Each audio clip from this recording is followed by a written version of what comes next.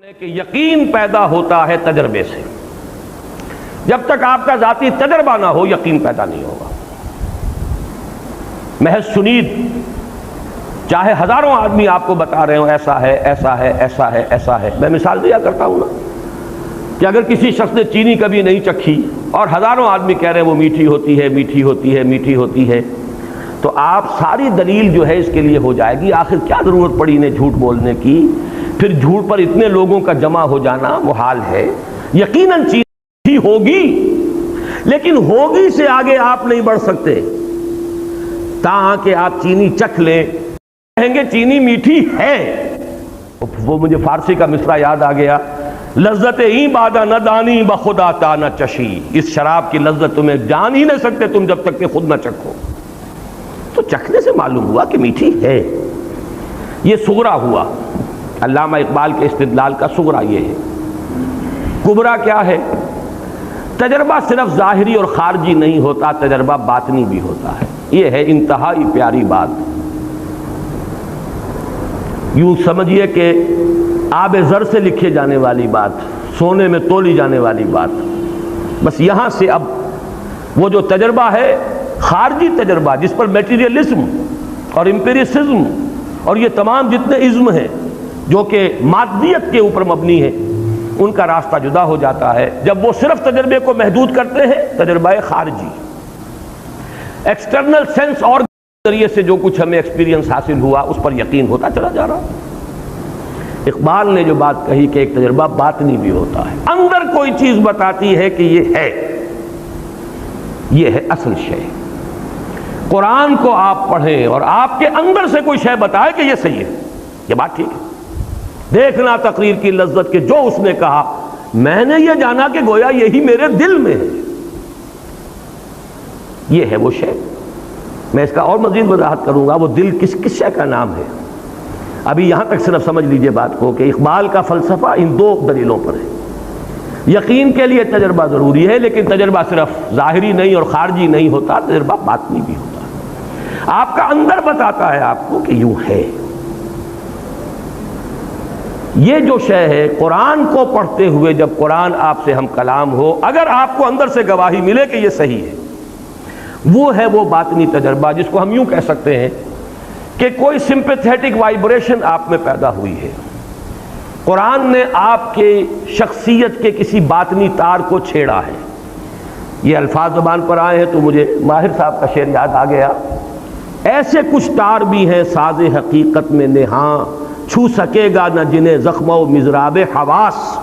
یہ حواس جو ہیں ہمارے جو ایکسٹرنل سینس آرگنز ہیں، بعض حقیقت کے تار ایسے بھی ہیں جن کو یہ حواس نہیں چھو سکتے. یہ کچھ اور شے انہیں چھوتی ہے، انہیں حرکت میں لاتی ہے، اس سے نغمہ نکلتا ہے. وہ جو ہے ایسے کچھ تار بھی ہیں ساز حقیقت میں نہاں، چھو سکے گا نہ جنہیں زخم و مضراب حواس. وہ تار ہیں جس کو اب میں تجزیہ کر کے بتا رہا ہوں. وہ شے کیا ہے؟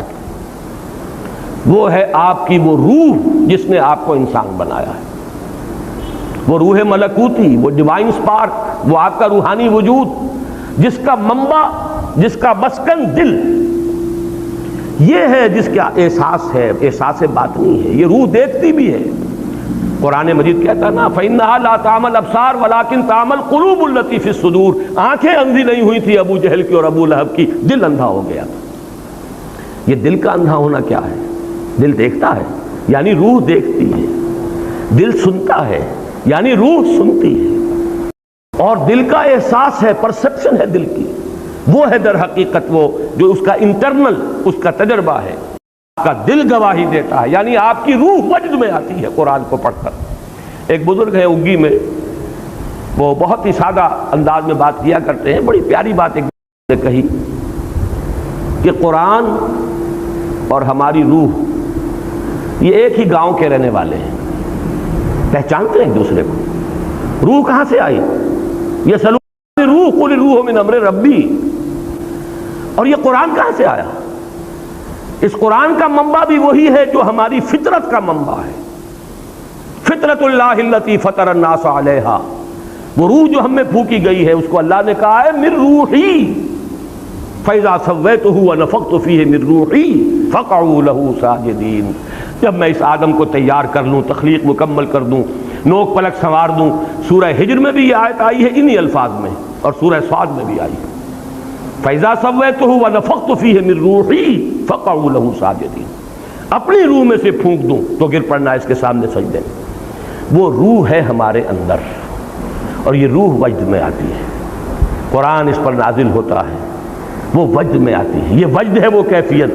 اسی کو میں نے چونکہ امام ابن تیمیہ کا نام آج آیا ہے، ان کے ایک شاگرد رشید حافظ ابن قیم رحمہ اللہ، ان کی ایک کتاب ہے الفوائد، چھوٹے چھوٹے شذرات ہیں۔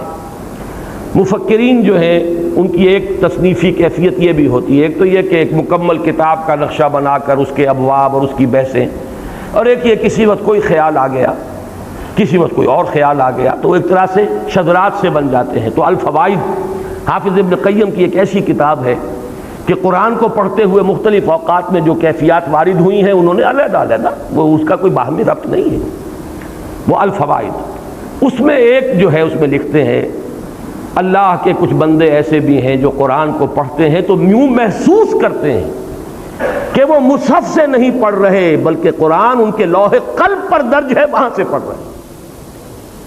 اتنی ہم آہنگی ہوتی ہے ان کے فکر، ان کی سوچ، ان کے احساس، ان کی باطنی کیفیات، ان کی روحانی واردات اس میں، اور جو کچھ قرآن کہہ رہا ہے، اتنی ہم آہنگی ہوتی ہے، ایسی سمپیتھیٹک وائبریشن ہوتی ہے قرآن کو پڑھتے ہوئے کہ پھر ان کو وہ یقین کامل حاصل ہوتا ہے کہ جو میری فطرت کا منبع ہے وہی اس کلام کا منبع ہے۔ اور فطرت کا منبع کون ہے؟ فطرت اللہ التی فطر الناس علیہا، وہی اس کلام کا متکلم ہے۔ یہ فینومینن ہے، یہ طریقہ ہے جس سے قرآن اب ایک شعوری ایمان آپ کو عطا کرے گا۔ یہ ایمان اندھا بہرا نہیں ہوگا، یہ کانشس لیول کے اوپر ہوگا، آپ کے تھاٹ لیول پر ہوگا، آپ کی فکری سطح پر ہوگا۔ یہ قرآن آپ کی ہستی کے ان اندر کے تار جو ہیں، چھپے ہوئے تار جو حواس کی گرفت سے باہر ہیں، ان کو جنبش میں لائے گا، اس سے وہ نغمہ ملکوتی جو ہے وہ ظاہر ہوگا۔ اور اسی کو میں نے، جیسا کہ آپ حضرات کے علم میں ہے، سورہ نور کا جو رکوع ہے آیات نور والا، اس کے دروس میں اسی بات کو واضح کیا کہ ایمان جس شے کا نام ہے وہ نور ہے، اور یہ نور دو نوروں سے مل کر وجود میں آتا ہے، دو نوروں کے امتزاج سے، نور علی نور۔ ایک نور نور فطرت ہے، یعنی نور روح جو اندر موجود ہے، ایک نور نور وحی ہے، قرآن پاک جو آپ کے سامنے آتا ہے۔ اگر یہ دونوں چیزوں کی ہم آہنگی ہو جائے، اگر وہ لینگویج بیریئر ہٹ گیا ہو، نیت صاف ہو، طلب ہدایت ہو، اور اب یہ لینگویج بیریئر بھی نہیں ہے، ہم کلامی ہے، مخاطبہ ہے اللہ کے ساتھ اور قرآن کے ساتھ، یا کم سے کم قرآن مجید کو اپنے دل تک پہنچنے کے لیے کوئی راستے میں رکاوٹ آپ نے باقی نہیں چھوڑی ہے، تو اب آپ کو ایسی ہم آہنگی محسوس ہوگی، یہ دونوں نور جمع ہو جائیں گے، نور علی نور یہد اللہ لنورہ من یشاء ویضرب اللہ الامثال للناس واللہ بکل شیء علیم۔ یہ ہے اصل راستہ۔ اللہ تعالیٰ نے حضور پر بھی صلی اللہ علیہ وسلم قرآن نازل فرمایا تو سورہ حدید کی ابھی آیت نمبر 9 ہے غالباً، جہاں جھنجھوڑا گیا مسلمانوں کو، گویا کہ مجھ سے اور آپ سے خطاب ہے۔ یہ تو آیت نمبر 7 میں ہے، کیا ہو گیا تمہیں مسلمانوں؟ کیوں ایمان پختہ نہیں رکھتے؟ یہ ڈھل مل یقین، یہ شکوک و شبہات والا ایمان، یہ ہوگا والا ایمان، یہ ہے والا ایمان کیوں حاصل نہیں ہو رہا تمہیں؟ وَمَا لَكُمْ لَا تُؤْمِنُونَ بِاللَّهِ وَالرَّسُولُ يَدْعُوكُمْ لِتُؤْمِنُوا بِرَبِّكُمْ وَقَدْ أَخَذَ مِيثَاقَكُمْ إِن كُنتُم مُؤْمِنِينَ۔ اس کے بعد فرمایا هُوَ الَّذِي يُنَزِّلُ عَلَىٰ عَبْدِهِ آيَاتٍ بَيِّنَاتٍ لِيُخْرِجَكُم مِّنَ الظُّلُمَاتِ إِلَى النُّورِ وَإِنَّ اللَّهَ بِكُمْ لَرَءُوفٌ رَحِيمٌ۔ وہی تو ہے اللہ جو اپنے بندے پر صلی اللہ علیہ وسلم یہ آیات بینات نازل فرما رہا ہے تاکہ نکالے تمہیں اندھیروں سے روشنی کی طرف، کفر کا اندھیرا، شرک کا اندھیرا، الحاد کا اندھیرا، مادہ پرستی کا اندھیرا، خواہشات کا اندھیرا، جذبات کا اندھیرا، ان ہزار اندھیروں سے نکال کر نور ایمان میں لانے والی شے آیات بینات ہیں اس قرآن حکیم کی۔ یہ ہے اصل منبع، یہ ہے سرچشمہ۔ صحابہ کرام کے دلوں میں بھی حضور نے ایمان اس ذریعے سے پیدا کیا ہے۔ یتلو علیہم آیاتہ ویزکیہم ویعلمہم الکتاب والحکمہ. باقی اس پر مزید جس کو آپ کہیں گے بونس انہیں حاصل ہوا ہے وہ صحبت محمدی صلی اللہ علیہ وسلم. وہ بونس اب کسی کو حاصل نہیں ہو سکتا.